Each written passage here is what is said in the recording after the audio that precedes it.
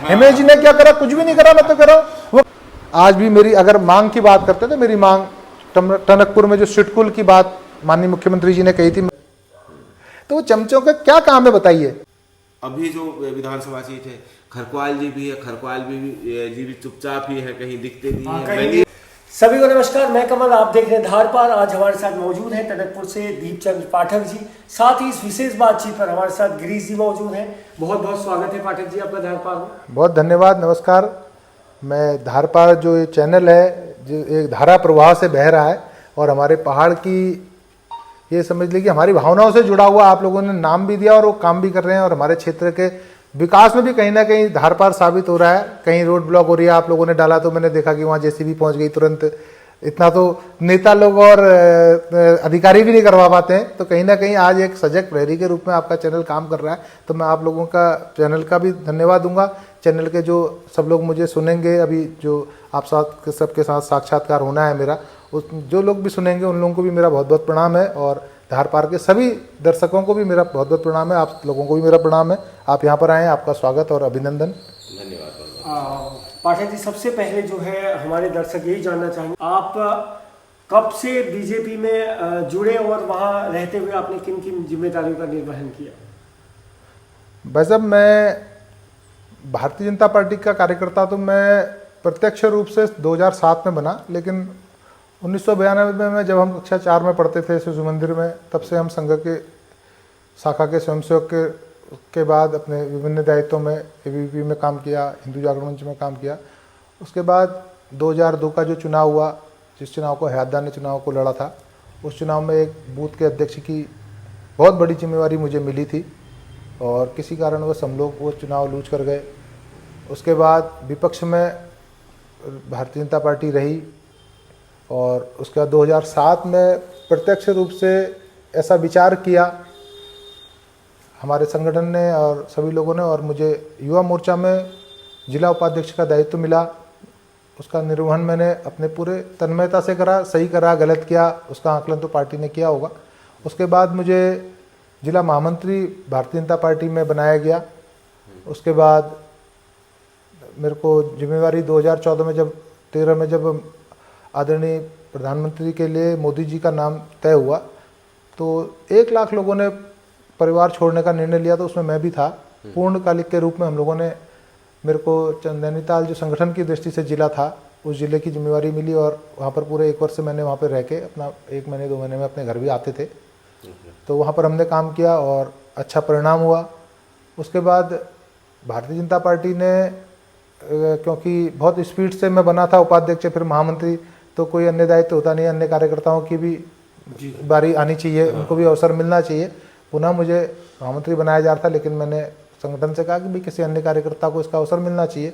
अवस्था कम थी, क्योंकि महामंत्री के बाद जिलाध्यक्ष का ही दायित्व होता है। तो फिर उसके बाद जिलाध्यक्ष के लिए मेरी उम्र उस समय भी 32-33 वर्ष होती थी, क्योंकि छोटी उम्र में महामंत्री बन गया था। लेकिन फिर अध्यक्ष का अवसर मुझे 2000 जो अपना ये चुनाव हुआ 2019 का, उसमें मुझे निर्वाचित किया गया जिलाध्यक्ष, और सभी वरिष्ठ लोगों का आशीर्वाद था, सबकी एकमत राय थी मेरे लिए, और मुझे जिलाध्यक्ष बनाया गया। और बड़ी जिम्मेदारी थी, उम्र कम थी, लेकिन अनुभव था ही, क्योंकि 2002 से हम पार्टी की लगातार सेवा कर रहे थे, और 15 साल का अनुभव था, और सबका सहयोग मिला, और बहुत अच्छा जिला हम लोगों ने चलाया।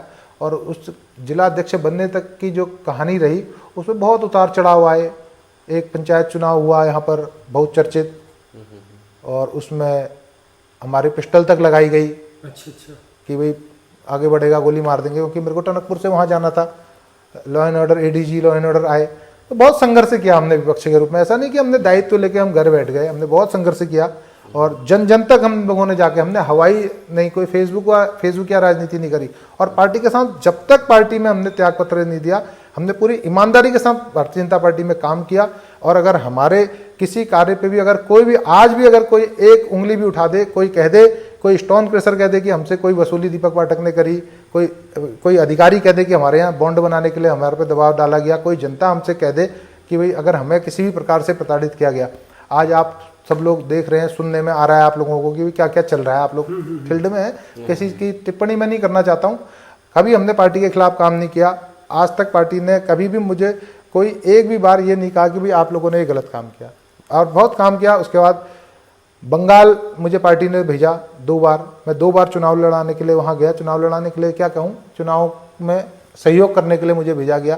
जो नक्सलवाड़ी एरिया पड़ता है जहाँ से नक्सलाइट शुरू हुआ, वहाँ पर हमने काम किया। आज उस उत्तर बंग करके उस स्टेट को बोलते हैं, उधर 70 की 70 सीटें आई हैं।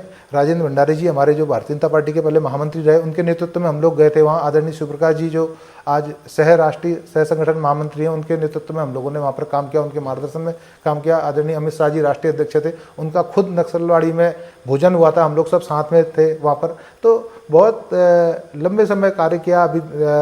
अभी दिल्ली चुनाव में जो पिछली बार मेयर का चुनाव हुआ था, नगर पालिका पार्षद का चुनाव होता, उसमें हमको वहाँ भेजा गया, ये अपना दिल्ली भेजा गया। तो वहाँ पे बुराड़ी के पास एक मुकंदपुर सीट है, उसमें भी हम विजयी हुए। तो सफलता भी मिली और सीखने को भी मिला, नए लोगों से मिलने का भी अवसर पार्टी ने दिया हमको। पार्टी ने हमको बहुत कुछ दिया। ऐसा नहीं कि पार्टी से हमारी कोई नाराजगी हो कि मतलब हमने भाई हमें ये नहीं दिया इसलिए हम नाराज हो गए।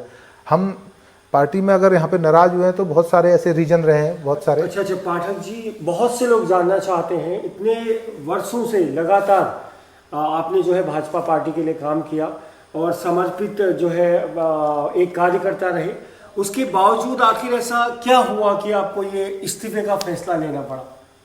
देखिए, कभी भी कोई भी अगर कोई एक सर्विस में होता है, अगर सर्विस क्लास है, अगर आप पत्रकार हैं, आप पत्रकारिता कर रहे हैं, अगर आप पूरी तन्मयता से काम कर रहे हैं और जब आपको मतलब ये समझ लिया कि बहुत धक्का लग जाएगा किसी चीज़ से, मान लीजिए आपने किसी के खिलाफ, किसी के विरुद्ध सही और गलत की, सत्य की न्यूज़ चलाई हो और उसके बाद आपको इसलिए वो कर दिया, और एक दिन उसी आदमी को जिसके आपने वो चलाई हो, आपका चैनल आपको हटा दे, आपका चैनल आपको दरकिनार करके उस व्यक्ति को अच्छा दिखाने के लिए आपसे न्यूज़ लगाने के लिए कहे या न्यूज़ लगाए, तो आपको कहीं ना कहीं धक्का लगेगा ना। जरूर लगेगा। तो ऐसा ही मेरे साथ हुआ। मेरी पार्टी ने, मैं तो मेरी पार्टी कहता हूं क्योंकि जब हम मेरा कहते हैं, मेरा बेटा कहते हैं हम, या मेरी माँ कहते हैं, तब भाव आता है कि मेरे वाला, मेरा भारत कहते हैं, मेरा देश कहते हैं हम, हमारा कह के नहीं होगा। तो जिसको मैंने मेरा समझा, उस पार्टी के अंदर कुछ लोगों ने षड्यंत्र के तहत ऐसे निर्णय लिए, जिन लोगों ने भारतीय जनता पार्टी के, मेरे संग व्यक्तिगत क्या होता कोई बात नहीं थी, मेरी कोई घर जमीन की लड़ाई में अगर मेरे को जेल भिजवाया होता या कोई मेरे मतभेद में उन्हें जेल भेजा, सिर्फ हम लोग भारतीय जनता पार्टी के थे और हम न्याय और अन्याय की लड़ाई लड़े थे। और 55 लोगों को देखिए, आज भी ये फोटो यहाँ पर है, ये 55 लोग हैं, 50-55 लोग हैं। इसमें हमारे विधायक हैं, पूरन प्रत्याल जी हैं, सुभाष बघोली जी हैं, जो जिलाध्यक्ष रहे, आज दर्जा राज्य मंत्री हैं, गोविंद सामंत हैं, जो इस समय भारतीय जनता पार्टी में। मैं दिखाना चाहूंगा जनता को, इन्होंने ये तस्वीर भी रखी है और इसमें कई कार्यकर्ता भारतीय जनता पार्टी के जो वर्तमान में जिलाध्यक्ष हैं, जिन्हें पिछली बार ब्लॉक प्रमुख के चुनाव में गद्दारी करने के लिए जिन्हें निष्कासित भी कर दिया था, उस मुद्दे पे भी मेरी नाराजगी थी। फिर भी मैंने कहा चलो यार, पुराना कार्यकर्ता है, संगठन ने निर्णय ले लिया, हमने स्वीकार किया। नहीं तो वो भी स्वीकारता नहीं थी, क्योंकि हमारा संविधान भारतीय जनता पार्टी का कहता है कि जिस व्यक्ति को 6 वर्ष के लिए निष्कासित किया जाएगा तो उसे अध्यक्ष जैसे महत्वपूर्ण पद को नहीं दिया जाएगा, उसको भैया ने जिलाध्यक्ष बना दिया। हमने कहा कोई बात नहीं, आपने बना दिया, हम माला बना के आए उनको। उसके बाद एक निर्णय हमने गलत स्वीकार किया जहां, तो दूसरा निर्णय हमारे पे थोपा गया। तो मैंने उसके लिए प्रदेश अध्यक्ष जी को सुबह 10 बजे 11 बजे मैंने अपना त्याग पत्र, अपनी कंडीशनल लिख के मैंने भेज दिया उन्होंने, और आदरणीय महेंद्र भट्ट जी को और माननीय मुख्यमंत्री पुष्कर सिंह धामी जी को, वो हमारे विधायक भी हैं इस नाते भी, और इनको मैंने दोनों लोगों को अपना इस्तीफा भेजा। मैंने साहब, मैं पार्टी में काम इन परिस्थितियों में नहीं कर पाऊंगा, हाथ जोड़ के, मेरा कोई वो नहीं, किसी से कोई मेरा लेना नहीं, कोई देना नहीं, आप जो निर्णय करने करिए। यदि जिले के लोगों को विश्वास में ही नहीं लेना है कोई भी निर्णय होने में, और ऐसा निर्णय जिस व्यक्ति ने, आज वो कहते हैं कि भाई उनके भतीजे, चाचा भतीजे की सरकार है, ऐसा नहीं है कि चाचा भतीजे की सरकार नहीं है, चाचा भतीजे की सरकार है। वैसे जिला पंचायत अध्यक्ष की सरकार भतीजे की और विधायक की चाचा की है। स्वागत है भाई, जनता ने चुना है, चलो विधायक तो प्रत्यक्ष जनता ने चुना, आप क्या कह सकते हैं भाई, वो तो सभी चीज का खेल है भाई, राजनीति तो है ना। त्याग पत्र पे आपके आते हैं, उसमें भी आते हैं कि आपका बड़ा देर तक वो स्वीकार नहीं किया गया। नहीं, मैं अगर पहले स्वीकार- पहले मैं त्याग पत्र की बात बताऊं क्यों दिया मैंने। आपने पूछा ना अभी कॉन्सेप्ट थोड़ा क्लियर हुआ होगा, क्योंकि मैंने पूरी कम से कम 3 लाख लोगों ने व्यूज किया था जिस समय मैंने त्याग पत्र दिया था। सबने देखा, सबने सुना, सबको पता है ये सब बातें कि भाई इनने इनका निर्णय लिया। ये निर्णय क्यों लिया नहीं कहा हमने कहा ये निर्णय आपने गलत लिया। क्यों गलत लिया? क्योंकि भाई हमारे जिले की कार्यकारिणी को विश्वास में नहीं लिया। अगर ये इनको बनाते भी तो हम, मेरी कोई पर्सनल एक कि मेरी थोड़ी पार्टी है, पार्टी के अंदर निर्णय होते हैं, लेकिन भाई पूर्व के जिलाध्यक्ष कोर कमेटी होती है, चुनाव के टाइम पे आप सबको बैठालते हो, सब कुछ करते हो। जब प्रत्यक्ष आज जिला पंचायत का चुनाव था, किस किस ने मलाई ली, किस किस ने क्या क्या लिया, ये तो ईश्वर साक्षी है, या फिर देने वाला साक्षी है या लेने वाला साक्षी है। मैंने किसी को नहीं देखा, बगैर देखा चोर हम किसको कहते हैं भी चोर है। लेकिन यह निर्णय हुआ तो कहीं ना कहीं धन बल या उसके अलावा भी आजकल अन्य बल चल गए हैं, मुझे लगता है कि उनका भी प्रयोग हुआ इसमें, और भाई उन्हें जिला पंचायत अध्यक्ष का टिकट दिया। जबकि भारतीय जनता पार्टी के पूरे मेंबर जीते हुए थे, 2-3 मेंबरों को छोड़ दें तो, और 9 मेंबरों में जिला पंचायत अध्यक्ष बन जाता। अगर भारतीय जनता पार्टी के जो लोग बैठे थे इस समय वर्तमान में निर्णय लेने वाले, अगर वो चाहते तो एक गरीब का बच्चा भी आज जिला पंचायत का अध्यक्ष बन सकता था, एक नजीर चंपावत से जा सकती थी। लेकिन एक A1 क्लास के कॉन्ट्रैक्टर और साहब भाई अरबपति खरबपति जो अपने को कहते हैं ना साहब, उन लोगों को दे दिया। हमने कहा तो हम इस पार्टी में काम नहीं कर पाएंगे, हमें बहुत दुख हुआ और हमने अपना रास्ता अलग कर लिया। समाज का काम करने का मन बचपन से था, और यह संघ के एक स्वयंसेवक होने के नाते मेरे अंदर कूट कूट के भरा कि भाई सही को सही और गलत को गलत। तो मेरे को इसलिए बुरा लगा और मैंने इसलिए त्याग पत्र दिया। यह आपकी बात का मेरे को लगता है कि पूरी तरीके से संक्षिप्त उत्तर होगा। ठीक है, आपने चर्चा ये है कि त्याग पत्र तो आपने दे दिया, लेकिन वो सुनने में आ रहा है कि वो प्रदेश अध्यक्ष जी द्वारा जो है स्वीकार नहीं किया गया है। इसमें कितनी सच्चाई है? भाई साहब देखो, इस चंपावत जिले में बड़े षड्यंत्रकारी ग्रुप है। एक मैं कहूंगा एक सिंडिकेट होते हैं ना, वर्किंग एक सिंडिकेट इस जिले को चला रहा है कोई, वो चाहे उसका धन का पीछे, उसके पीछे कुछ हो सकता है, जो भी हो XYZ, मैं नहीं जानता कौन है वो सिंडिकेट इतनी तेजी से चल रहा है। अब मेरे से कह रहे हैं भाई तुम्हारा इस्तीफा स्वीकार कर लिया। भाई मैंने तो दे दिया ना, मैं क्यों उसमें, मैंने कोई वक्तव्य नहीं दिया। मेरे पे कई पत्रकार बंधुओं के भी फोन आए, मेरे मित्र भी हैं, उन्होंने कहा दीपक जी आपका कोई स्टेटमेंट है, आपका 6 महीने बाद ये इस्तीफा स्वीकार हुआ। मैंने कहा जिस दिन मैंने अपने कलम से टाइप करके दिया और मैंने उनको भेजा और उनने उस निर्णय पर विचार भी नहीं किया और मंथन भी नहीं किया, हमें समझाने का भी प्रयास नहीं किया, वन साइड एक तरफा रेल चलाई और नहीं साहब हमारी बला से कोई कहीं जाए, हमने दे दिया तो दे दिया। भाई तुम 2 शब्द कहलवा लेते ना, इतने 55 कार्यकर्ताओं का दिल मेरी वजह से अगर दुखा, मैंने चाचा की वजह से करा या चाचा को अध्यक्ष बनाने के लिए करा, अपनी ठेकेदारी चलाने के लिए करा, जो भी उस समय ने उनकी मदद करी। हम नहीं कह रहे कि भाई हमें जेल कोई खुशहाल सिंह अधिकारी ने हमारे खिलाफ मुकदमा लिखाया है, या माननीय विधायक खुशहाल सिंह अधिकारी ने मुकदमा लिखाया है, या माननीय जिला पंचायत के अध्यक्ष जी ने जो निर्विरोध जिला पंचायत जीत के लाए हैं, जिता के लाए हैं और वो करके लाए हैं। आपने देखा होगा कि हमारे 2 जिला पंचायत सदस्य बीजेपी के, ये समझ लो कि जमानत जब्त करने की स्थिति में पहुंचा दिए। पार्टी के चुनाव में क्या हाल हुआ है देख लीजिए आप। पार्टी का ब्लॉक प्रमुख अपने कजिन भाई को बनाने में कितनी मदद करी या नहीं करी वो तो अब वही जानते होंगे, हमारा तो बीजेपी का नहीं बना ना। तो दिल दुखा, बहुत सारी बातों से दुखा, इसीलिए हमने ये सब कुछ करा। ठीक है, ये सारी चीजें ठीक है, हर पार्टी में अंदरूनी गुटबाजी है, बहुत सारी चीजें हैं। आप बहुत पुराने कार्यकर्ता हैं, ठीक है, आपने संगठन के लिए काम किया है, क्षेत्र में भी आपका नाम है, लोग जानते हैं। और जब धामी जी भी यहाँ से चुनाव लड़े थे उसमें भी आपकी बहुत सक्रिय भूमिका थी, या उससे पहले गहतोड़ी जी, स्वर्गीय श्री कैलाश चंद्र गहतोड़ी जी जब लड़े थे उसमें भी आप लोगों की सक्रिय भूमिका थी। तो कहीं अंदरूनी गुटबाजी है और उसमें आप जिस गुट में हो कमजोर पड़ रहा है। ऐसा तो नहीं है, आप जिस गुट में कमजोर पड़ रहा है तो ऐसा ही नहीं। मैं बताता हूँ, देखिए मैं एक बात क्लियर कर देता हूँ, मेरा सौभाग्य है कि मैं किसी गुट में नहीं हूं। एक बात मैं आपको बता दूं, क्योंकि मैंने, आप देखना ना, मैं कभी कभी लाहौर लश्कर से चला ना, मैंने कोई बहुत सारे होर्डिंग फोर्डिंग लगाने का काम किया। और मेरे फेसबुक वाले को चेक कर लीजिए कीजिए, आजकल जो गुटबाजी वाले लोग, नेता लोग होते हैं, वो किस तरीके की हरकतें करते हैं वो सब दिख जाएगा। हमारे लिए भैया पुष्कर धामी जी बने उतने ही सम्मानित। मेरे साथ तो हम जब जिला अध्यक्ष थे तो हमारे साथ 3 मुख्यमंत्री बदले भाई साहब। किसके गुट में गए लोग? आदरणीय त्रिवेंद्र रावत जी ने बहुत सहयोग करा। जब भी हमने कोई भी चीजें उनको मात्र एक मैसेज में भेजते थे या उनके ओएसडी हमारी बात कराते थे या उनसे हमारी बात होती थी तो वो क्लियर कह देते ये होगा या नहीं होगा, दैट्स ऑल। तो हम भैया बहुत अच्छा उनके संग अनुभव रहा। तीरथ जी रावत हमारे आए माननीय, उनके साथ तो मैं जब वो अध्यक्ष थे प्रदेश के, मैं महामंत्री था यहाँ, तो तब भी मैंने उनके संग काम किया, उन्होंने भी सब काम किया। और माननीय पुष्कर धामी जी को तो भाई देखिए मैं आज से नहीं जानता हूँ, आज 26 साल अगर 2026 को हो गए तो 26 साल से उन्हें जानता हूँ।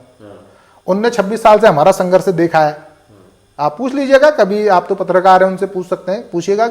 और अगर वो हमसे कह दें कि दीपक पाठक गलत है, दीपक पाठक ने कभी भी गलत काम किया है आज भी, तो जो वो कहेंगे हम वो मान लेंगे।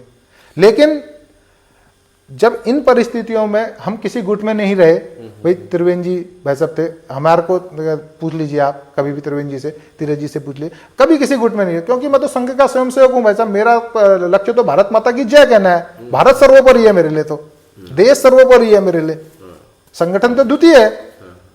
तो मेरा क्या मतलब गुट से? और मैं अगर किसी गुटबाजी में होता भाई साहब, तो क्या भारतीय जनता पार्टी में मैं जिलाध्यक्ष बना, आज कोई कह दे कि दीपक पाठक का कोई गुट है, मैंने जब इस्तीफा दिया मेरे साथ एक भी किसी व्यक्ति ने इस्तीफा नहीं दिया।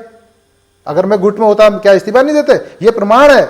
मेरे से कई लोगों के फोन आए, भाई साहब हमारा मन खराब है, हम भी। मैंने भाई साहब मेरा मन दूसरी वजह से खराब है, आपको आनंदकारी ने कोई नुकसान नहीं पहुंचाया है। हमारे 55 लोगों को जिनको बंद करा, मैंने कहा उसमें के लोग तो उनके पीछे पीछे घूम रहे हैं, तुम क्यों इस्तीफा दोगे? भाई मेरी तो व्यक्तिगत कारण है, मेरा व्यक्तिगत कारण है, मेरा हमारा मतलब हमारा 55 लोगों का, हमें तो 55 लोगों में ही सीमित कर दिया। पुष्कर धामी जी भी जेल में मिलने आए हमसे, हम 25 दिन हमें जेल में रखा गया।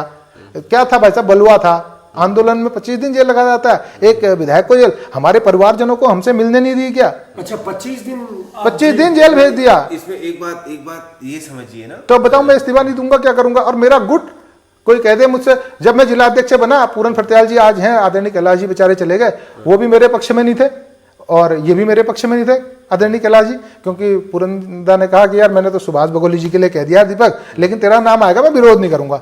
आदरणीय कैलाश जी ने किसी और के लिए कह दिया था और थोड़ा अस्वस्थ भी थे, वो अमेरिका थे उस समय, उन्होंने कहा यार मैंने किसी और के लिए कह दिया। लेकिन संगठन ने मुझे देखा, मेरे त्याग को देखा होगा, मेरे काम को देखा होगा, कोई कुछ ना कुछ देखा होगा, मेरे को संगठन ने बनाया। मैं आज तक यहाँ पहुंचा जो संगठन की ही वजह से पहुंचा। मेरे को दुख भी होता है कि कभी कभी मैंने जब ये निर्णय लिया तो मैंने अपने मातृ संगठन को भी बताना चाहिए था, मैं मातृ संगठन को नहीं बता पाया, मुझे उस बात का दुख भी होता है। क्योंकि ये निर्णय जो लिया पूरी तरीके से भावनाओं बह के लिया और आवेश में आके लिया कि भाई जिन लोगों ने हमारे संग अत्याचार किया, भारतीय जनता पार्टी से मेरे को ना आज शिकायत है, न कल होगी, न कभी होगी। भारतीय जनता पार्टी एक बहुत बड़ा विचार है, भारतीय जनता पार्टी एक बहुत बड़ा विचार है। मेरे को भारतीय जनता पार्टी से न कभी शिकायत थी, ना है, और न मेरी कोई लालसा है कि मैं भारतीय जनता पार्टी में दोबारा जाके मुझे कोई दायित्व चाहिए। आज इतने आप देखिए कितनी दायित्वों की बरसात लगी हमारी चंपावत विधानसभा में, जिले में कभी नहीं बने, माननीय मुख्यमंत्री जी की कृपा है। पाठक जी, जैसे मुख्यमंत्री जी का विधानसभा क्षेत्र है, आप यहीं से जिलाध्यक्ष भी रहे और आपने बहुत अच्छी मेहनत भी की, पीछे भी आपका रिकॉर्ड एक संघर्षशील और ईमानदार कार्यकर्ता या नेता का रहा है पार्टी के अंदर भी। तो आप कह रहे हो कि पार्टी में हमारी नहीं सुनेगी या जिनने हमारे खिलाफ काम किया था उनको प्राथमिकता दी गई। टनकपुर चंपावत विधानसभा क्षेत्र में मुख्यमंत्री जीत गए, बहुत अच्छा। कैलाश गहतोड़ी जी के, स्वर्गीय श्री कैलाश गहतोड़ी जी के समय में भी आपने पार्टी के साथ बहुत काम किया, जनता के बीच, या हमारे मुख्यमंत्री जी को जिताने के लिए भी काम किया। एक संघ के समर्पित कार्यकर्ता होने के बावजूद भी इतना बड़ा क्या कहते हैं, इस तरह से किसी आदमी को तिरस्कृत करना, हो सकता था कि आपको अच्छी जिम्मेदारी दी जाती और आप इस क्षेत्र के विकास में, क्योंकि आप क्षेत्र में सारी चीजें जानते हैं, लंबे समय से इतने लंबे समय से कार्य कर रहे थे, क्योंकि मुख्यमंत्री जी तो इसी क्षेत्र से है, वो मुख्यमंत्री बने भी आप जैसे ही कार्यकर्ताओं की मेहनत से बने हैं। तो ऐसा क्यों नहीं हुआ कि आपको कोई अच्छी जिम्मेदारी दी जानी चाहिए थी और आप क्षेत्र का विकास और अच्छा कर सकते थे, या आप में ही हो सकता है कुछ कमी हो, क्या है, ये सारी चीजें भी कैसे देख रहे हैं? वैसे देखिए, माननीय मुख्यमंत्री जी जब चुनाव लड़े मैं जिलाध्यक्ष था और 90% वोट मिले सभी कार्यकर्ताओं की मेहनत थी। और उसमें वो सब कार्यकर्ता भी थे जो इस फोटो में हैं। समझ रहे हैं अपनी बात? इस फोटो में तो हमारी तो यही कमी थी कि हम पार्टी के लिए मर मिटते थे, तभी हमें 6-6 बार जेल भेजा गया होगा। कि माननीय मुख्यमंत्री जी तो बगल की विधानसभा के रहने वाले हैं, वहां से अगर देखते होंगे तो हमारे को दिखता होगा। और कभी कभी हमने फोन भी करते थे, भाई साहब आप विधायक है, थोड़ा मदद करो यार, हमें कांग्रेस वाले जो हैं हमें परेशान कर रहे हैं, पुतला फूकने में भी हमें जेल भेज दे रहे हैं। तो ये परिस्थितियां थी भाई साहब। मैं तो यही मानता हूँ हमारी कमी तो यही थी कि हम मर मिटते थे कि पार्टी के लिए। और कमी होती तो भारतीय जनता पार्टी मुझे जिलाध्यक्ष क्यों बनाती, कमी होती तो मुझे महामंत्री क्यों बनाती। आज मैं कह रहा हूं पार्टी अच्छी है, व्यक्ति गलत हैं, तो मैं ये क्यों कहता? मैंने ये पहले के लोगों के लिए क्यों नहीं कहा? भाई आज से नहीं, चचा भतीजे में से एक व्यक्ति यहां आना, एक व्यक्ति वहां रहना बहुत पहले से चाहता था। मेरे कार्यकाल में क्यों नहीं हुई उनकी ज्वाइनिंग? वो छोटा विषय नहीं, मैं कह रहा हूं एक सिंडिकेट के रूप में कुछ लोग यहाँ पे काम कर रहे हैं। ये मैंने तब भी कहा था, मैं आज भी कह रहा हूं। और अगर ये सिंडिकेट नहीं तोड़ा गया तो आने वाले समय पे जिस भारतीय जनता पार्टी के लिए हमने जी जान लगा के काम किया, उस भारतीय जनता पार्टी को नुकसान होगा, हमें दुख होता है। भाई व्यक्ति तो आता रहेगा जाता रहेगा, आज एक व्यक्ति है, कल को दूसरा होगा, परसों को तीसरा होगा, परसों को चौथा होगा। ये तो 3-3 साल में बदलने वाला संगठन का पद है। और जिला पंचायत अध्यक्ष का जो विषय है वो आप देख रहे हैं कि भाई कैसी स्टाइल में चल रहा है जिला। नहीं, आप एक बहुत बड़ी बात कह रहे हैं, क्योंकि जैसे जरूर धामी जी का विधानसभा क्षेत्र है, आप बीजेपी से जिलाध्यक्ष रहे, आपका इस्तीफा हुआ, आप तो सीधे सरकार को ही या धामी जी से ही सीधे कह रहे हैं कि उनके संरक्षण में सिंडिकेट चल रहा है। अगर वो उन पे कार्रवाई नहीं कर रहे हैं तो संरक्षण तो नहीं कहूंगा, लेकिन उनने देखो क्या होता है ना, महाभारत आपने देखी, पुत्र मोह में धृतराष्ट्र जी ना, वैसे हो सकता है कि वो भाई कुछ लोग ऐसे हो सकते हैं क्योंकि 90% वोट मिला, कुछ लोग ऐसे भी हैं भाई उन लोगों ने क्या पता 90% में 80% उनकी भागीदारी रही हो, इसलिए उनसे ज़्यादा मोह हो धामी जी को। मैं क्या कह सकता हूँ भाई, वो तो धामी जी जाने, माननीय मुख्यमंत्री जी जाने। हमने तो उसे हमेशा अपने बड़े भाई की तरह माना था और माना है, और कोई हमारा राग द्वेष नहीं है। लेकिन समाज की लड़ाई, यदि उनने कोई घोषणा की है, मैं उसे याद दिला रहा हूँ, तो मैं क्या गलत कर रहा हूँ? मैं आज भी वही काम कर रहा हूँ जो उन्होंने कहा था मैं करूँगा। आज मैं देख रहा था कि भाई 2-3 जो घोषणाएं थी, मैं बीच में हल्ला कर रहा था, तो आज वो हो गई। मेरे को अच्छा लग रहा है कि यार मेरे क्षेत्र का काम हो रहा है। मुख्यमंत्री अब मिले या ना मिले हमको कोई पता है क्या? चंपावत के भाग्य में फिर मुख्यमंत्री कब बनेगा, कौन बनेगा, कोई पता थोड़ी है। अच्छा, तो आज हमारे लिए तो सौभाग्य है, मुख्यमंत्री है। मैं तो सबसे चाहता हूं, मैं तो कहता हूं विपक्ष विपक्ष सब लोग आज कहो भैया ये काम रह गया, ये काम रह गया, क्योंकि 6 महीने बचे हैं सरकार के। भाई जल्दी जल्दी करवाओ, शारदा कॉरिडोर हो या कोई भी हो, सारे काम जल्दी जल्दी होने चाहिए ना। अच्छा, 2027 विधानसभा के चुनाव जो है बहुत नज़दीक हैं, और हम जैसे कि गए क्षेत्र में तो वहाँ पर आपका नाम जो है बहुत जगह आ रहा था। और कल के दिन अगर आपको भाजपा ऑफर देती है या कांग्रेस या कोई अन्य पार्टी, तो आप क्या करेंगे? कौन सी पार्टी में जाएंगे? सबसे पहले हाँ, इसमें डायरेक्ट कौन सी पार्टी में जाएंगे, तो ये तो नेताजी लोग हैं, ऐसे कैसे डायरेक्टली चले जाएंगे? हम समाज में या अंदर खाने कहीं कहीं ऐसी चर्चा है कांग्रेस भी आपको आपसे संपर्क में है, बीजेपी के भी आप संपर्क में है, आप यूकेडी के भी संपर्क में है, और निर्विरोध भी लड़ सकते हैं। मतलब चंपावत सीट पे बहुत सारे कयास लगाए जा रहे हैं। देखिए, मैं आपको एक लाइन क्लियर कर देता हूं। मैंने राजनीति को राजनीति की तरह से सिर्फ उस समय करता हूं जब आचार संहिता लग जाती है। बाकी जो मेरा जीवन रहता है वो एक, आप लोगों ने जितना आप लोग भी मीडिया में घूम रहे हैं, सामाजिक शैली। सबसे पहले मेरा उनको प्रणाम है जो लोग आज इस नजरिए से मुझे देख रहे हैं, क्योंकि मैंने तो 2012 में भी भाजपा में टिकट मांगा, 17 में भी मांगा, 22 में नहीं मांगा, क्योंकि मैं जिलाध्यक्ष था। मेरी जिम्मेवारी चुनाव लड़ाना थी, ना कि चुनाव लड़ना। और मुझे कहते तो मैं अवश्य तैयार था, क्योंकि मेरी हमेशा तैयारी रही है। तैयारी क्या होती है? समाज के बीच में काम करना। जो समाज की आवाज होगी तो भाजपा, कांग्रेस, यूकेडी सब लोग कहेंगे हमारे यहाँ से चुनाव लड़ लो।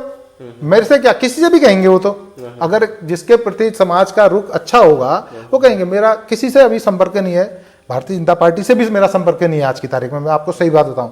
मेरे पीछे तो LIO लगा रखी है। मेरे होटल के बाहर एक LIO का सिपाही हर दूसरे तीसरे दिन वो देखता है कि मेरे यहाँ कौन आ रहा है, कौन आ रहा है। दिल से अलग थोड़ी कर लोगे किसी कार्यकर्ता को। क्या कार्यकर्ता मुझसे मिले भी ना, जिनके संग मैंने 25 साल कार्य किया है, मेरे साथ तो किस तरीके का अत्याचार हो रहा है यहाँ पर, वो तो समाज देख रहा है, सब जान रहे हैं। मुझे बताते हैं लोग, दादा वो LIO वाला वहां से फोटो खींच रहा था। अब मैं तो नाम भी ले लूं उसका, खाली ठीक नहीं रहता यार, उस सिपाही की ऐसी तैसी हो जाएगी। कहेंगे भाई देखो उसने नाम लिया तो हमने तो उसके दीपक जी के कहने पे हमने ये कर दिया, वो कर दिया। हमने जिस मुद्दे को हम उठा रहे हैं, सामाजिक मुद्दे को, NHPC में हमने कहा दुकानें लगवा दो, इनने ऐसी हठधर्मिता कर दी इनके लोगों ने, जो यहाँ पर हर्ताकर्ता बने हुए हैं। सीएम को थोड़ी इतना टाइम होता है भाई साहब की एक एक बारीक बारीक चीज देखेगा। उसको तो पूरा प्रदेश देखना है, दिल्ली देखनी है, अन्य प्रदेशों के चुनाव देखने हैं, बड़ी योजनाएं देखनी होती है। मुख्यमंत्री का स्तर थोड़ी है। तेरे मेरे से अभी बाहर नहीं निकल पा रहे हैं इनके लोग। इसको निपटाओ, उसको निपटाओ, ये करो, वो करो, जो सक्रिय है, जो समाज की बात कर रहा है उसको खत्म करो। मेरे होटल के बाहर LIO के लोग, LIO के वो खड़े होते हैं, मुझे रिक्शे तांगे वाले बताते हैं, वो यहाँ पर खड़े होकर रिकॉर्डिंग बना रहा था फलाने दिन कोई, क्योंकि यहाँ तो सामाजिक कार्यालय है वैसा भी है। जब तक मैं जिंदा रहूंगा, जब तक ये प्रॉपर्टी मेरी रहेगी, तब तक का यहाँ समाज का कार्यालय कभी बंद नहीं होगा और हमेशा सेवा करता रहूंगा। जिसको जो सोचना सोचे। चुनाव लड़ने के लिए अगर मेरी जनता कहेगी, मैं ये चिंता नहीं करूंगा कि मैं जीतूंगा या हारूंगा, मुझे इससे कोई फर्क नहीं पड़ता है। हम अपनी प्रेजेंट देने समाज के बीच में जाएंगे और समाज को बताएंगे। अगर दीपक पाठक के खड़े होने में अगर आवाज उठाने में आपके यहाँ की गांव की रोड आ सकती है, उन्हें ऐसा लगता होगा कि इस गांव का विकास हो सकता है, अगर मेरे हारने में भी अगर क्षेत्र का भला होता होगा तो मैं तब भी लड़ूंगा। मैंने नगर पालिका का चुनाव लड़ा, मैं गांव में रहने वाला व्यक्ति था, मुझे नगर पालिका का भारतीय जनता पार्टी ने टिकट दिया, मैंने चुनाव लड़ा और चुनाव हारने के बाद भी मैंने लोगों का दिल जीता। मैं चुनाव जरूर हार गया, जो समीकरण थे छोटे चुनाव के, मैं चुनाव जरूर हार गया। उसके पीछे भी बहुत बड़ी कहानी, मैं किसी का नाम नहीं लेना चाहूंगा। क्या हुआ मेरे साथ सारी जनता को पता है, सारे कार्यकर्ताओं को पता है। आप पूछिएगा, कोई कैमरे के सामने नहीं दे पाएंगे, क्योंकि आजकल पहले भारतीय जनता पार्टी में देश सर्वोपरि होता था, आज संगठन सर्वोपरि हो रहा है। बहाना है, कुछ नहीं है भाई साहब, सर्वोपरि कुछ नहीं है। जहां पे अभी मौका मिलेगा तो तुरंत भाग के लोग, जो संगठन सर्वोपरि कह रहे हैं आज, भाग जाएंगे अभी कांग्रेस में। अभी सरकार आएगी ना, जैसे यहाँ आए भाग के, वैसे भाग जाएंगे। वही तो भाजपा पे भी तो कैसा है कि ना, जो बाहर से आया हुआ है उसकी ज्यादा महत्वता है, और जो अपने कार्यकर्ता है वो केवल दरी चटाई बिछाने के लिए या संगठन को मजबूत करने के लिए, उसके बाद उनको दरकिनार किया गया है। देखिए, बाहर से आए हुए भी सब कार्यकर्ता खराब नहीं होते हैं। हमने खुले हाथ जितनी मैंने करी ना, सदस्यता करवाई, जिलाध्यक्ष रहते, शायद किसी जिलाध्यक्ष ने नहीं कराई होगी भारतीय जनता पार्टी में, अन्य दलों के लोगों को हमने कभी मना नहीं करा। हमने कभी कार्यकर्ता आए, भाई हम ऐसे लोगों को क्यों लेंगे जो हमारे ऊपर सिर में डंडे बरसाए होंगे, जिनने अपनी सरकार का दुरुपयोग करके। कोई व्यक्ति थोड़ी करता है वैसा, मैं नहीं लिखाऊंगा FIR, वो तो पुलिस कोग्लिजेंस लेके वो कर लेगी।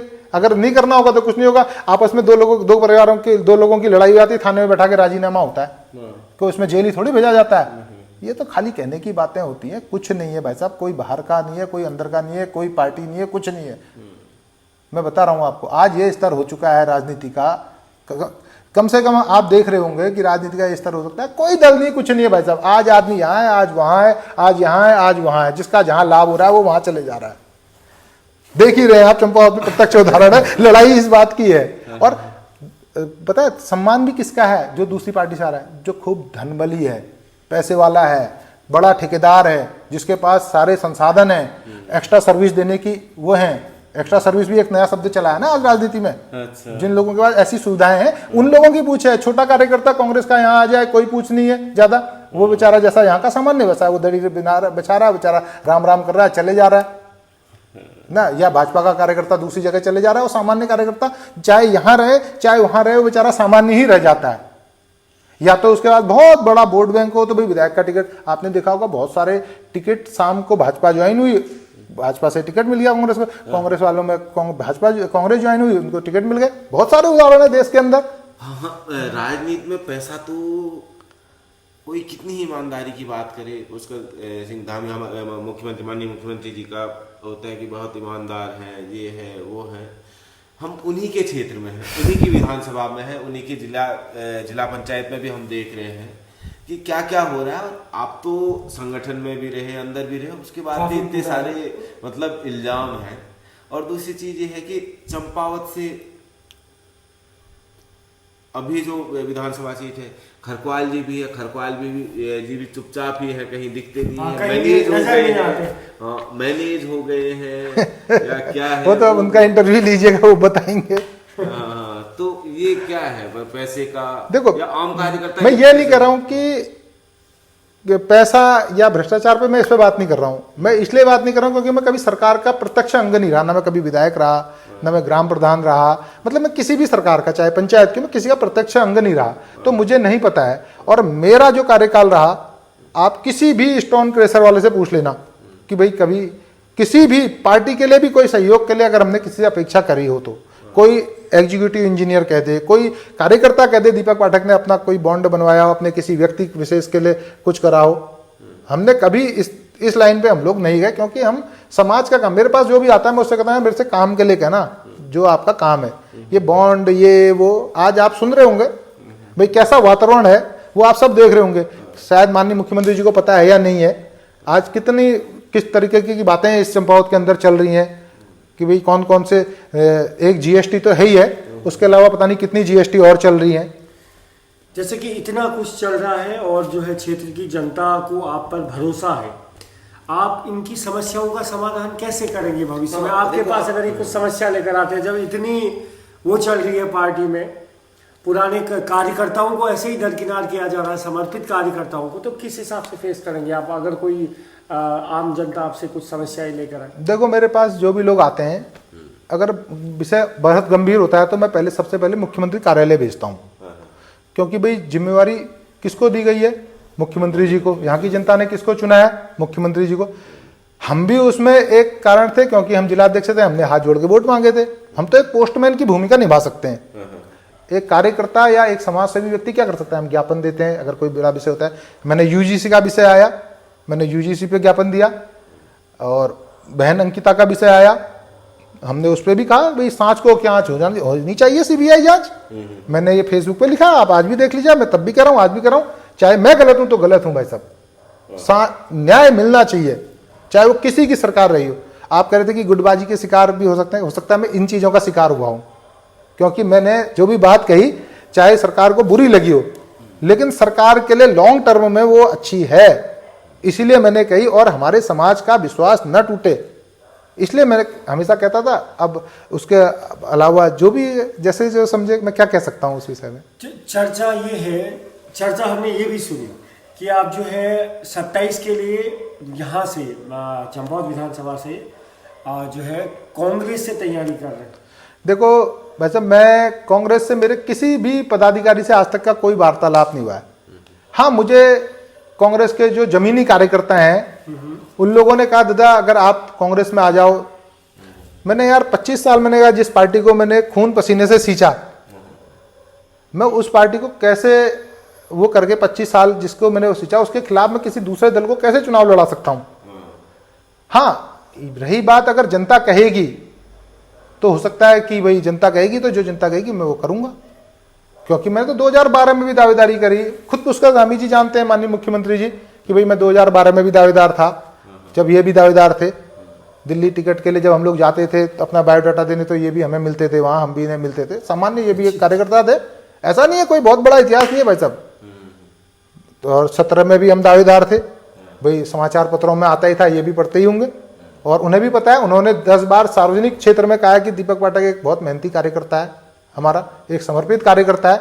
ये माननीय मुख्यमंत्री जी के शब्द हैं, आज भले ही बदल गए हों, क्योंकि मैं आज कुछ टीका टिप्पणी तीखी कर देता हूं, क्योंकि मैं स्वतंत्र हूं, मेरे को जनता की आवाज उठानी है। आप कह रहे हैं कि जनता का काम कैसे कराओगे?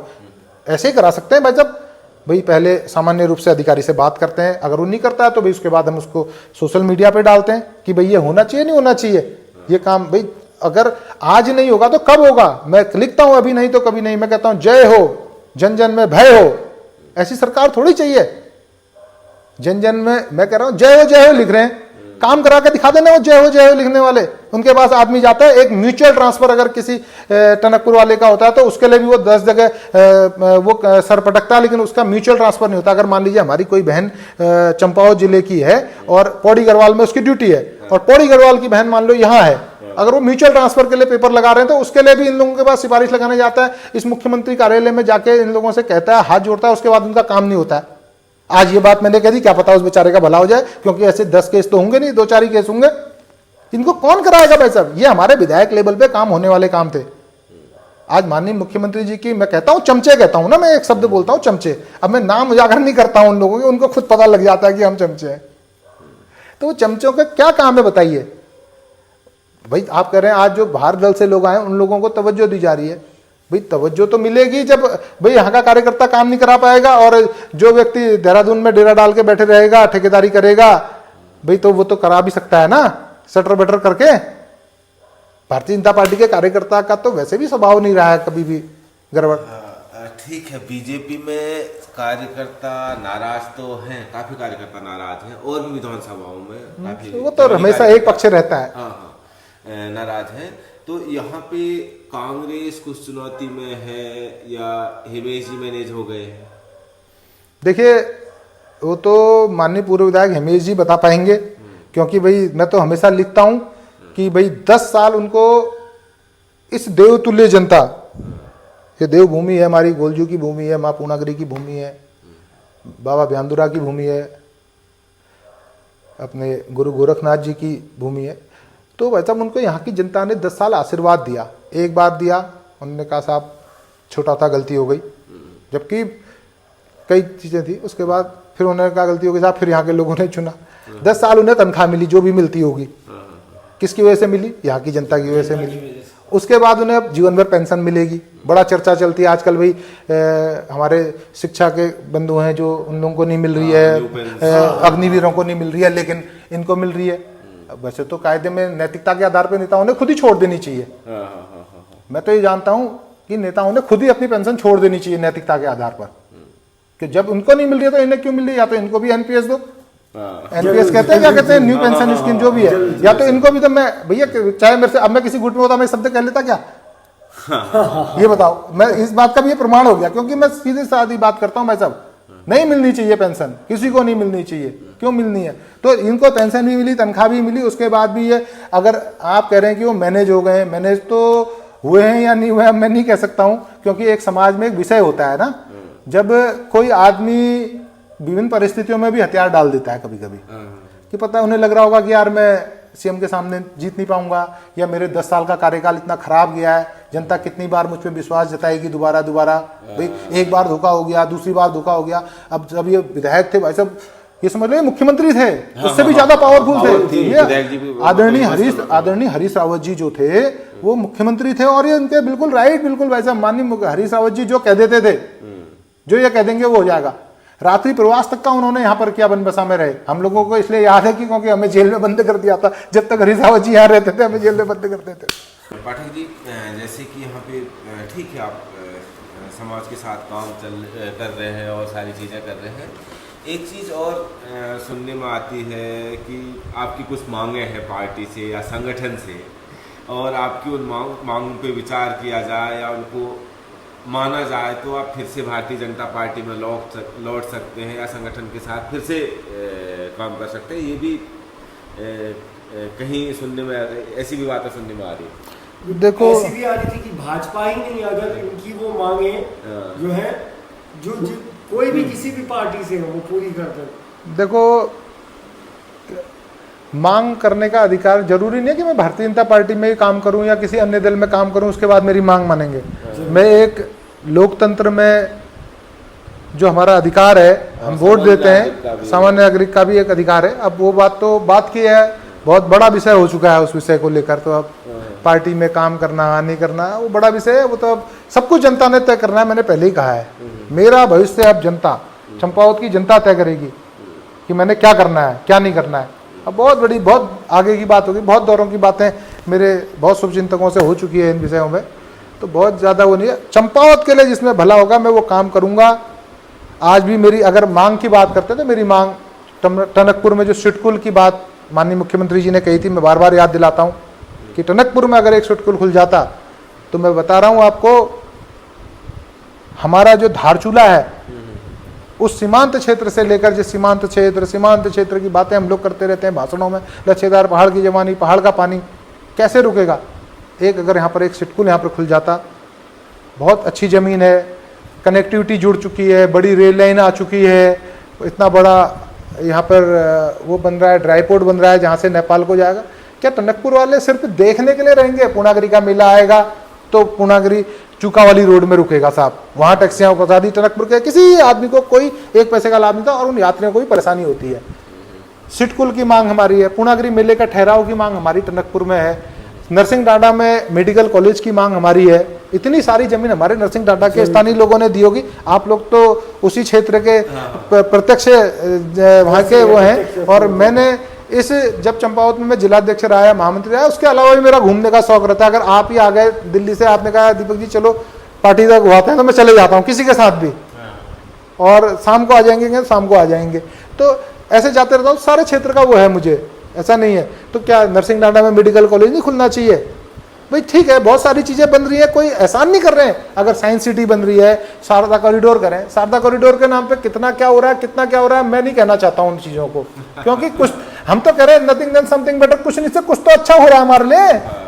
भाई ठीक है, तो रास्ते ही बन जाएंगे शारदा को जाने के लिए, लोगों को दिक्कत क्या आने वाली है। अभी हमने इतना बड़ा NH का विषय उठाया भाई साहब, आप लोगों ने देखा होगा, ये NH को हमने कहा भाई बाईपास दे दो, क्या बुरा, क्या देखो उसके देखिए भाई साहब, मैं सीधे सीधे बताऊं बहुत शॉर्टकट में, 15,000 बच्चे हैं स्कूल के। अगर पूरा विस्तार से कहोगे मैं बता दूंगा, क्योंकि मैंने बहुत सारे ज्ञापन दिए हैं पहले। 15,000 बच्चे इसमें प्रतिदिन आना जाना करते हैं, उनके गार्जियंस होते होंगे, यहाँ से लेकर दर्जनों स्कूल हैं इसी हाईवे से टच, इंजीनियरिंग कॉलेज है। अब ये हमने कहा भाई ये मांगो कर दो, शून्य बस्ते में डाल दी। भाई चुनाव का समय है, मेरे को लगता है अभी कुछ नहीं होगा, ना तोड़फोड़ होगी ना कुछ होगा, चुनाव के बाद तो वही दिन रहेंगे। हमें आज हल चाहिए, हमें समस्या को टालना नहीं है। कोर्ट की तरह ये नहीं कि भाई आज कोर्ट में क्या होता है ना, बहुत सारे केस होते हैं, इनके पास तो एक ही केस है हमारा। भाई आपने सब जगह बाईपास दिया, खटीमा में दिया, उससे आगे झनकट में भी बनने वाला है बता रहे हैं, चंपावत में बन रहा है, लोहाघाट में बन रहा है, हमारे से क्या बुराई है भाई। हम कह रहे हैं छीनी गांव के किनारे एक पेड़ नहीं कटना, कुछ नहीं होना, नदी का किनारा पक्का हो जाएगा, बाढ़ नहीं आएगी, हाथी जानवर नहीं आएंगे। भाई अगर नदी के किनारे जगबुड़ा से अगर सीधे ककराली गेट के पार निकाल दिया जाता तो कितना अच्छा, 3 गांवों को और हाईवे से टचिंग मिलती। अगर भाई ये शहर के बीच में कहीं भी हाईवे नहीं हुआ, ये इनने इसको तोड़ दिया। मैं आपकी पूरी बात कर दूं, मेरी मांग अगर ये करते हैं, ये NH का ये मेरी मांग है, इसलिए नहीं है कि मैं इनके संग जाऊंगा या नहीं जाऊंगा, वो अलग विषय है भाई साहब। वो तो मेरी जनता जो कहेगी मैं वो करूंगा, उनका मेरा कमिटमेंट है भाई साहब। जब मैंने पार्टी छोड़ी उसके बाद, जब मेरे भारतीय जनता पार्टी के जो मेरे जिनके संग मैंने 25 साल काम किया, उनको मेरे यहाँ नहीं आने दिया कि भाई इससे मिलना मत, उससे मत मिलना। ठीक है, उन बेचारों को भी यार अब तनख्वाह उनका रुक जाती, उन किसी की बेचारे की तनख्वाह मिलती होगी पार्टी से, भाई वो नहीं मिलती तब रोका होगा। LIO के लोगों को मेरे यहाँ पे लगा के किस तरीके से प्रताड़ित किया वो मैं जानता हूँ, मेरा ईश्वर जानता है। मैं पूरी बात करना चाहता हूँ, ट्रामा सेंटर हमारा बंद पड़ा हुआ है, सफेद हाथी। भाई इंजीनियरिंग कॉलेज हमारा बना हुआ है, इन्होंने कहा था IIIT कराएंगे, कहा था सरकार ने, माननीय मुख्यमंत्री जी की घोषणा है, वो आज भी देख लेना कहाँ है। सिटकुल बनाएंगे, कहाँ है बताइए। और चलो आज स्वाला के बहुत ढोल पिट रहे थे, मैं देख रहा था 2-4 दिन से प्रशासन और ये वो सब लोग कर रहे थे। DM साहब ने मेहनत भी करी है 1 साल से, जब DM साहब आए तब वो बना, तो मैं तो DM साहब ने बनाया मान सकता हूँ, उनकी रोज रात दिन फोटो आती थी वहां पर भाई साहब ना। और कर्मठ तो है ही है DM साहब जो भी है। देखो जो सच है तो उसको कहना चाहिए। तो उन्होंने भाई वो करा। आज देख रहा था मैं झूला पुल वाला मामला, भाई 2024 में झूला पुल के लिए 26 दिन लगेंगे भाई। 2026 आ गया, चुनावी वर्ष में काम होगा तो हम तो चुनावी वर्ष का काम मानेंगे। मैं तो तब भी स्वीकार करने को तैयार हूँ।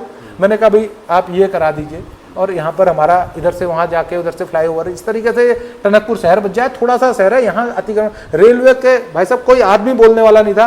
रेलवे ने इतनी ऊंची ऊंची दीवार लगा दी, एक खोखा ठेली फेड़ी रेड़ वाला भी नहीं, रेडी वाला भी वहाँ पे अभी ठेली फेली नहीं लगा सकता है। टनकपुर नगर का 2 किलोमीटर का एरिया, जहाँ पे मेन नगर किसे कहते हैं, जहाँ पे दुकानें होती हैं, दुकानें लगने का 2 किलोमीटर एरिया खत्म कर दिया साहब, पूरा 2 किलोमीटर 1.5 किलोमीटर एरिया। और रोड आप जाएंगे रेलवे स्टेशन में तो वहां से 2 ट्रक एक साथ निकल नहीं सकते हैं। आज किसी ने नहीं बोला भाई साहब, माननीय मुख्यमंत्री जी का क्षेत्र है, कौन बोलेगा बताइए। हम लोग जाएंगे तो हमसे कहेंगे भाई ये तो आजकल हमारी भारतीय जनता पार्टी से इस्तीफा दे रखा है इसलिए बोल रहा है। मैं तो इसलिए बहुत अंडर एस्टिमेट बोलता हूँ, लेकिन मैं बहुत जरूरी मुद्दे होते हैं तो मैं उस पर बोलता हूँ। UGC का इतना बड़ा मुद्दा है इसीलिए हम उसमें बोले। अब हमारी ऐसी बहुत सारी मांगे हैं, ये पूरी कर दें। गाँवों की सड़कें देखेंगे ना भाई साहब, मैं दिखाऊंगा आपको, इतने इतने गड्ढे हैं। मैं एक चीज और जोड़ता हूँ, हमारे चंपावत जनपद के अंदर कम से कम सैकड़ों, 1-2 नहीं, सैकड़ों छोटे बटिए रास्ते से लगा के रोने, आप देख रहे होंगे डोली का चित्र जाता है। क्या अच्छा चित्र है ये, तल्लादेश की तरफ से बहुत, तल्लादेश नहीं मतलब किसी भी देश में चले जाइए आप बहुत सारे गांव ऐसे हैं जहां रोडें नहीं कट पाई हैं। भाई क्यों नहीं कट पाई हैं, उनकी प्रोसेस कहाँ है, कहाँ तक का वो पहुंचे। आज ये छोड़िए भाई साहब, स्कूल जाने के लिए बच्चे 5-5, 10-10 किलोमीटर पैदल चलने को तैयार है। अभी दीपेश शर्मा ने बहुत अच्छा ड्राफ्ट रखा था। भाई कोई रखे भाई साहब, अच्छा होना चाहिए चंपावत के लिए, उसको करना चाहिए। कांग्रेस का व्यक्ति रखे, यूकेडी का रखे, भाजपा का रखे, या सरकार का रखे, या सरकार विरोधी व्यक्ति भी रखता है, अगर हमें उससे सीखने को मिलता है। अगर एक जो भिखारी बेचारा रोज अगर टाइम से जाके, अगर डिसिप्लिन से जाके 7 बजे जाके भीख मांगना शुरू करता है और 5 बजे घर चले जाता है, तो हमें उससे भी डिसिप्लिन सीखना चाहिए, समय की बद्धता उससे सीखनी चाहिए। आज द्वेष भाव से काम नहीं होना चाहिए। बहुत सारी मांगे हैं और पूर्णागिरी माता का विस्तार यहाँ पर होना चाहिए, मिलेगा। ये सारी बातें तो हैं। एक तो यहाँ पे टनकपुर क्षेत्र की हम बात करते हैं, जी, हम जहाँ हैं टनकपुर में, एक तो खनन का बड़ा मुद्दा है। हमारे माननीय मुख्यमंत्री जी पे भी बहुत आरोप लगते हैं विपक्ष के द्वारा, या और भी चर्चाएं होती हैं कि खनन बहुत बड़े पैमाने पे हुआ। दूसरी चीज़, उत्तराखंड को एक एक्सपेरिमेंटल स्टेट बना के छोड़ दिया। तीसरी चीज एक यहीं पे गैडा खाली की भी एक गैडा खाली की कटाव की भी बहुत सी समस्या थी, या समस्या पैदा की गई, या उनका नहीं सुना जा रहा। वो गैडा खाली नहीं, तो मैं बताता हूँ। उस पर भी मैंने वीडियो डाली थी, लाइव था, और मैंने जब मैं भारतीय जनता पार्टी में था, मैंने 2 बार पद यात्रा करी। आज उसके लिए 60 करोड़ रुपए स्वीकृत हुआ है। माननीय मुख्यमंत्री जी बीच में आए थे, उसका उद्घाटन भी करके गए, लेकिन सैकड़ों बीघा जमीन किसानों की डूब चुकी है। अब वो बनेगा क्या नहीं बनेगा, ईश्वर उसके लिए साक्षी है। 60 करोड़ रुपए आया है, क्या उनकी वो जमीन वापस मिल पाएगी? क्या उनके वो वृक्ष वापस आ पाएंगे जो 10-10, 15-15 साल के फलदार वृक्ष हुए थे? उस पर क्या हुआ क्या नहीं हुआ, बहुत बड़ी बातें हैं भाई साहब। जो चले गए हम तो छोड़ो कह रहे हैं, हम तो कह रहे हैं भाई हमें ये दे दो, इससे हमारा भला हो जाए। अब देखिए वो जो आप कह रहे हैं, ये शारदा कॉरिडोर को लेके भी लोगों का ऑब्जेक्शन था, जो आप कह रहे हैं ना गड्ढा खाली कटाओ, तो वो इस जगह पर भी था। शारदा कॉरिडोर बन रहा, बहुत अच्छी बात है। टनकपुर में बस स्टेशन बना, बहुत स्वागत योग्य है। लेकिन टनकपुर में बस स्टेशन बना, क्या वहाँ पर टुक वालों के पार्किंग की व्यवस्था है? वो लोग वहाँ पर ई रिक्शा जो होते हैं, हमारे यहाँ 300-400 ई रिक्शाज हैं, उसकी हमने मांग करी, कभी इसको सुना ही नहीं किसी ने। जो भी काम हो रहे हैं बगैर जन सुनवाई के हो रहे हैं। आज संशय बना हुआ है कि भाई पूरी शारदा चुंगी उजड़ जाएगी, या कुछ मकानों को तोड़ दिया जाएगा अतिक्रमण के दायरे में लेके। शारदा कॉरिडोर के विकास के नाम पर वहाँ के लोग संशय में हैं, थौलखेड़ा के लोग संशय में हैं। भाई बताना चाहिए ना, हम ये नहीं कह रहे विकास हो। देखिए कभी भी जन सुनवाई जरूरी है। अब इतना बड़ा बस अड्डा बना है, बहुत सारे बाजार के लोग संशय में हैं कि भाई क्या पता मार्केट ही खत्म हो जाए, सब शॉपिंग मॉल कह रहे हैं। तो भाई टनकपुर में एक शॉपिंग मॉल बनने का मतलब आप सोचिए ना, विचार कीजिए, इतना बड़ा मार्केट है क्या? अगर बहुत लोगों के मन में संशय है, होटल है कह रहे हैं उसके अंदर, ठीक है, सुविधा के लिए होना चाहिए, सब कुछ होना चाहिए, हम मना नहीं करते हैं। लेकिन क्या लोगों को विश्वास में लिया है? क्या क्या बन रहा है यहाँ पर, क्या क्या नहीं बन रहा बताया। आज उसमें 3-4 करोड़ रुपए का जो घोटाले की बात आई है, कह रहे हैं वो कैग की रिपोर्ट है। मैं नहीं कह सकता भाई, मैं तो इतना जानता नहीं, इतना बड़ा कोई चार्टर्ड अकाउंटेंट तो हूं नहीं मैं उस विषय पे कुछ कहूँ। लेकिन वहाँ पर घटिया गुणवत्ता का जो रेता वहाँ पे लगा, मैंने उस पर पहले भी उठाया था, डस्ट लगाई गई वहाँ पे, जो डस्ट होती है मिट्टी समझ लीजिए उसको रेते में प्लस्तर किया, उसमें क्रैकिंग भी आई है। बहुत जगह देखना चाहिए इन लोगों ने। और अब अवलोकन नहीं करते। मैंने NHPC की दुकानों के लिए वो करा, मेरी सूचना का अधिकार यहीं पर रखा हुआ है। सूचना के अधिकार में सूचना देकर राजी नहीं है वो सही। अब मैं दूसरी अपील में जा रहा हूँ, दुकानें बंद करा दी। बताइए कैसा नरक कर रखा है। लाइट शाम को हमारा सुबह 5 बजे हमारा ये जो फौज में भर्ती होने वाला बच्चा है वो वहाँ दौड़ लगाने जाते थे। आपने यहाँ से पढ़ाया, आप बता रहे थे मुझे, आपने सब देखा होगा। तो पुल पे पूरा वहाँ, तो अब ये आप देखिए पुल पे जाने पे रोक लगा दी थी। जब मैंने सूचना का लगाया तो उसमें दिया कि कहीं रोक नहीं, जबकि मेरे पे फोटो है लिखी हुई 6 बजे से शाम 6 बजे तक के बाद यहाँ प्रतिबंधित रहेगा करके। हमारे पास एक ही जगह है टनकपुर वालों के पास। अगर मेरे कोई गेस्ट आते हैं तो मैं क्या करूंगा, अपनी गाड़ी में बैठूंगा, शाम को 8-9 बजे खाना खाने के बाद एक बार उनको पुल तक का घुमा के कार से ले आऊंगा। लेकिन वहां जाने पे प्रतिबंध लगा दिया था इन लोगों ने। अभी मेरे को बताया किसी ने, खुल गया, मैंने सूचना के अधिकार में देखा तो उसमें जब मैंने सेकंड अपील करी है उसमें दिया, पहली अपील में तो इनने कोई उत्तर ही नहीं दिए। और बहुत सारे मैंने पूछा है कि स्थानीय ठेकेदारों को कितना काम दिया है NHPC ने, तो वो नाम बता के राजी नहीं है। स्थानीय लोगों को कितना रोजगार दिया तो वो नाम बता के राजी नहीं, कहते रहे कि बहुत बड़ा अवलोकन करा। तो वही सूचना के अधिकार का मैं लगा रहा हूँ, मैं अपील कर रहा हूँ उसमें भी। अच्छा, मुख्यमंत्री जी का जो है घोषणाएं जो है सारी जनहित में है, जिनके लिए आपकी मांग है कि पूरी होनी चाहिए, आपकी भी है। अब मुख्यमंत्री जी का कार्यकाल भी पूरा होने वाला है और अब ये मुख्यमंत्री बन भी पाए या न बन पाए भविष्य में, तो इसको आगे कैसे आप लोग करेंगे? देखिए ये मांग है, कैसे भरोसा करेंगे? देखो ये मांगे एक विधायक नहीं कर सकता। या तो हिमेश खरकवाल उस समय कर सकते थे जिस समय इनको विधायक बनाने वाले, राजनीति में आगे बढ़ाने वाले हरीश रावत जी जब मुख्यमंत्री थे। हिमेश खरकवाल जी कर सकते थे। क्योंकि क्योंकि उनके पास अवसर था, खरपाल जी के पास खरपाल जी का अवसर था, क्योंकि वो दोनों बार सरकार के विधायक रहे, और अपने क्षेत्र के लिए सरकार के विधायक रहे। बहुत आशा थी उनसे लोगों को कि वो यह करेंगे करके। सफेद हाथी की बिल्डिंग है, किसी मायने नहीं रखती, अस्पताल है डॉक्टर नहीं है, स्कूल है टीचर नहीं है, तो क्या करेंगे हम उसका, बताइए भाई साहब। उस विद्यालय का क्या करना, उस अस्पताल का क्या करना। बनबसा में गैस एजेंसी की बात थी, आज तक गैस एजेंसी नहीं है। बनबसा अपने आप में एक शहर है, वहाँ स्टेडियम की हमने मांग करी हुई है। एक 100 करोड़ रुपए का नाला बन रहा है, कह रहे हैं 4 साल से कह रहे हैं बन रहा है, हर बार हम लोग यहाँ के लोग डूबते हैं, लेकिन वो आज तक का नहीं बना। जगबुड़ापुर में मिलाया जाएगा, मतलब बात नहीं, जगबुड़ापुर से लाइटें लगेंगी कहा था, अब लाइटें लग रही हैं 4 साल बाद चुनावी वर्ष में, तो वो ककराली गेट से लग रही है पूर्णागिरी, जबकि ये माननीय मुख्यमंत्री जी की घोषणा थी कि भाई जगबुड़ापुर से लेकर पूर्णागिरी तक का ये लाइटें लगेंगी। मैं अपने लिए थोड़ी मांग रहा हूँ भाई साहब, मैंने थोड़ी रात को जगबुड़ापुर जाना है, आने जाने वाला आता, माननीय मुख्यमंत्री जी की विधानसभा है, उन्हीं के लिए कहता, आदमी चिलमिला का और देखता, भाई वो दिखने वाला विकास था। जानवरों से एक्सीडेंट हो जा रहे हैं, स्कूटी में जा रहा है बच्चा मर जा रहा है, कितनी दुर्घटनाएं हो रही हैं, एनएच में कितनी दुर्घटनाएं हुई, 1 दर्जन लोग पिस गए थे ये बिचई के पास से, जीएसटी ऑफिस के पास। इसीलिए मैं कह रहा हूँ यार एनएच मत बनाओ, मेरा थोड़ी कोई वो है, मेरा जहाँ पर पड़ता है 125 फीट है। आज जो हमने एक कमेटी बनाई थी वो भी बेचारी इतनी उदासीन हो गई कि क्योंकि प्रशासन ने हमसे अपील करवाई, अपील का कोई उत्तर ही नहीं दिया, जबकि वो एक लीगल प्रोसेस है, उसकी कोई उत्तर नहीं दिया है, न खाता न बही, जो ये लोग कहें वो सही, जो हम कहें वो गलत।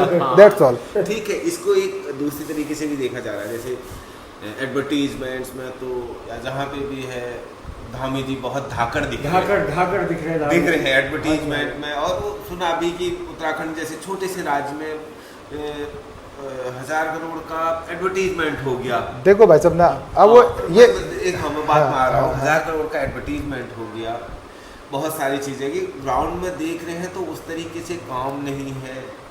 तो धामी जी की अपनी छवि में भी ठीक है, बाहर के लिए टीवी में हम बहुत अच्छे दिख सकते हैं, हम केंद्र तक हमारी पहुंच है, हम मृदुभाषी है, ये चीज़ें की जा रही है, पैसा लगाया जा रहा है, बहुत सारे ऑडियंस लगाए, ये चीज़ें हमने सुनी।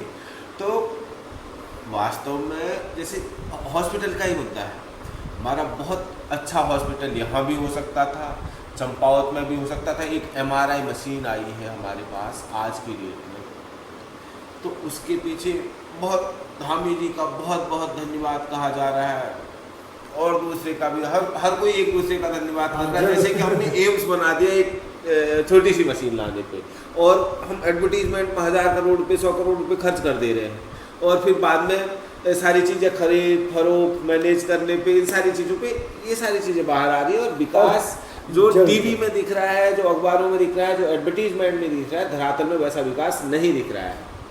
और जो ऐसे जनहित की सोच वाले कार्यकर्ता हैं उनको जो है कर दिया जा रहा है। देखो मेरे जैसे बहुत सारे कार्यकर्ता आज भारतीय जनता पार्टी के अंदर हैं।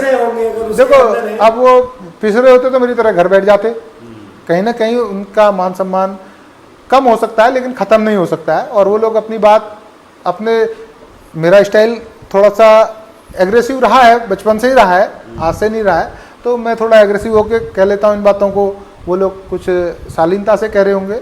और रही बात मुख्यमंत्री जी के धाकड़ होने की, भाई धाकड़ होने का सबसे बड़ा प्रमाण तो यह है कि उन्होंने 5 साल पूरे करे हैं। भाई कैसे नहीं कहोगे आप धाकड़, कहना पड़ेगा भाई, अगर जो धाकड़ है इसीलिए तो 5 साल पूरे करे उन्होंने। अब एडवर्टीजमेंट का बात आप करते हैं, एडवर्टाइजमेंट जो हो रहे हैं, विज्ञापन जो लग रहे हैं, भाई मेरे को तो कोई रिपोर्ट मिली नहीं कि 1000 करोड़, अब हम तो कह भी नहीं पाएंगे 1000 करोड़ हमारे लिए तो बड़ी 1000 करोड़। अब देखो ऐसा है ना भाई साहब, 1000 करोड़, अब इसकी सत्यता क्या है, इसमें तो श्वेत पत्र जारी करना चाहिए। अगर 1000 करोड़ खर्चे हुए हैं, क्यों हुए हैं, कैसे हुए, क्या क्या लाभ मिला है, इस पर सरकार को श्वेत पत्र लाना चाहिए। मेरा विषय नहीं है और मुझे नहीं पता कि साहब 1000 करोड़ हुए नहीं हुए। मैं तो जब दिल्ली से यहाँ को आ रहा था, मैंने जब अपने कैलाश पर्वत की और आदि कैलाश का जब वहाँ पे बोर्ड देखा एनएच के ऊपर कि भाई इतने किलोमीटर में, तो उतने से ही बहुत गदगद हो गया। अब उसमें चाहे एनएच ने कई 1000 करोड़ लिए हो लगवाने के लिए, सिर्फ किलोमीटर बताने के लिए, या मैं तो इतने में बहुत प्रसन्न हो गया। और आदि कैलाश मैंने देखा वहाँ पर से, जबकि भाई आदि कैलाश की दूरी इतनी, और नैनीताल, पहले नैनीताल लगा रहता था, आज हमारे आदि कैलाश जब से मोदी जी आए बड़ा उसका लाभ मिला है यहाँ पर। तो आदि कैलाश जब हमने देखा, अरे साहब मैं तो बड़ा खुश हो गया कि आदि कैलाश हमारा इतना मात्र हमारे लिए तो पर्याप्त था। लेकिन सामाजिक तौर पे उन्होंने 1000 रुपये खर्चे कर रहे हैं, तो साहब उस पर विपक्ष के लोग अगर कह रहे हैं तो श्वेत पत्र जारी करना। मुझे नहीं लगता कि 1000 करोड़ रुपये धामी जी ने वहाँ खर्चे करे होंगे। क्योंकि इतना हमारा छोटा सा प्रदेश है, यहाँ वैसे ही कितनी दिक्कतें हैं, नया प्रदेश है। अगर 1000 करोड़ तो 1000 करोड़ में तो शायद सिडकुल लग जाता होगा जरूर जरूर भाई। अगर 1000 करोड़ रुपए, भाई साहब मैं समझता हूँ, मेरा अपना, मैं तो एक छोटा आदमी, मैंने कहा ना मैं सरकार का हिस्सा नहीं रहा हूँ, तो मैं सरकार की नीति पे बहुत ज्यादा वो नहीं कर सकता हूँ। लेकिन मेरा मानना यह है, मुझे आज चिंता अपनी जन्मभूमि की है। देश सर्वोपरि, देश का हिस्सा है। एक गांव से, एक गांव का व्यक्ति गांव के लिए सोचे, वो देश के लिए सोच रहा है। गांव कौन है? देश का ही तो हिस्सा है भाई। मैं अपनी जन्मभूमि की बात करता हूँ, मैं चंपावत जनपद की बात करता हूँ, मैं पिथौरागढ़ जनपद की बात करता हूँ। मैं इससे बाहर की कैसे बात कर पाऊंगा भाई साहब? मैं बंगाल में गया, मैं बंगाल की बात कर सकता हूँ। थोड़े जितने दिन में वहाँ रहा, कितनी परेशानी थी, कितनी कठिनाइयाँ थी वहाँ पर, किस तरीके के टीएमसी का गुंडा राज था वहाँ पर। देखो जो गलत है तो गलत, जो गलत है तो गलत है। मैं वहाँ पे, मैंने बहुत कोटि कोटि धन्यवाद दिया वहाँ की जनता को जिस दिन ये हुआ। बहुत वास्तव में नरक। देखो अति का अंत होता है, चाहे वो कहीं हो, चाहे वो बंगाल हो, चाहे वो बिहार हो, चाहे उत्तराखंड हो, चाहे उत्तर प्रदेश हो, चाहे हिमाचल प्रदेश हो, चाहे दिल्ली हो, चाहे राजस्थान हो, चाहे कर्नाटक हो, चाहे केरला हो, चाहे बम्बई हो, कहीं हो, कलकत्ता हो, मद्रास हो, कहीं आप चले जाइए। अति का अंत तो भैया निश्चित है। लोकतंत्र है, जनता सब देखती है, जनता जवाब देती है। आजकल पहले मतदान, उसके बाद जलपान और पहले विचार, नुक्कड़ों में बैठ के, खड़े होके, बातचीत करके, ये कुछ फर्क नहीं पड़ता भाई साहब इन चीजों से। क्या कर रहा है जनता सब जान रही है। ये चर्चा करने वाले तो हम कुछ ही लोग होते हैं, जो प्रथम व्यक्ति के लोग हैं, जो चाहे वो राजनीति के प्रथम व्यक्ति के लोग हों, चाहे व्यापारिक व्यक्ति के हों, वही लोग बात करते हैं। नीचे का व्यक्ति सब देख रहा है, सब चीज समझ रहा है। जिसके घर के आगे से रोड आनी थी, रोड की आशा थी, जिसको वो रोड नहीं आई उसे वो भी देख रहा है। जिसके यहाँ पर एम्स आया है वो एम्स को भी देख रहा है। जिसके यहाँ पर एक अस्पताल में डॉक्टर नहीं है वो उसको भी देख रहा है। सब चीज को देख रहा है, आदमी एनालिसिस कर रहा है। झूला पुल टूट के 3 साल 4 साल से नहीं बना, वो उसको भी देख रहा है। 16 डेंजर जोन इतने लंबे समय तक, आज के युग में भाई साहब आर्मी ब्रिज बना के रास्ता खोल देती है। हमारे यहाँ के लोगों ने एक महीने तक, यहाँ के व्यापारियों ने, धारचूला के लोगों ने रास्ते बदल लिए। मैंने बात आ गई, मैंने बहुत सारी मांगे दी है भाई साहब। मैंने वो भी मांग करी थी, चलती से लेकर जो हमारा चलती ड्यूरी होते हुए धौन निकलता है वो रास्ता बना दो। मैंने उसके लिए भी कहा था। उसके लिए आदरणीय तीरथ सिंह रावत जी उस समय माननीय मुख्यमंत्री थे, और ये जो रीठा वाली रोड है इसके डामरीकरण की, ये 2 बातें उन्होंने उसी दिन मुझे कमिटमेंट करी थी कि भाई हम इसको करवाएंगे करके। पुरंदा थे, आदरणीय कैलाश गतड़ी जी थे, वो डीएम साहब के यहाँ मीटिंग थी, मेरे ख्याल से तोमर साहब जिलाधिकारी थे। उस समय बात हो गई थी सब कुछ, लेकिन आज तक का वो रोड नहीं बन पा रही है। तो मैं तो सोच रहा हूँ कि भाई कब बनेगा? जब माननीय मुख्यमंत्री जी के टाइम पे नहीं तो कब? धन्यवाद पाठक जी, आपने इतना समय दिया हमको।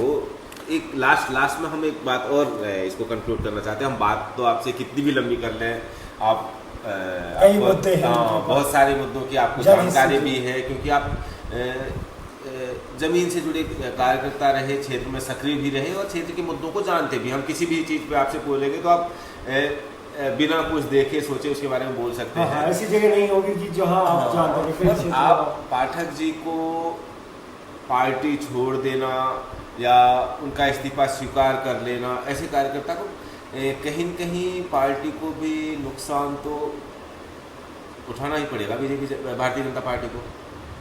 देखिए जो यहाँ वो चलता है, क्या कहते हैं, मैंने क्या कहा था, एक सिंडिकेट जो चलता है, वो तो ये कहता है कि हम 10 दीपक पाठक पैदा कर लेंगे। और दीपक पाठक के छोड़ने का तो एक छोटा सा छात्र संघ का चुनाव हुआ था तो उसमें भी हार गए।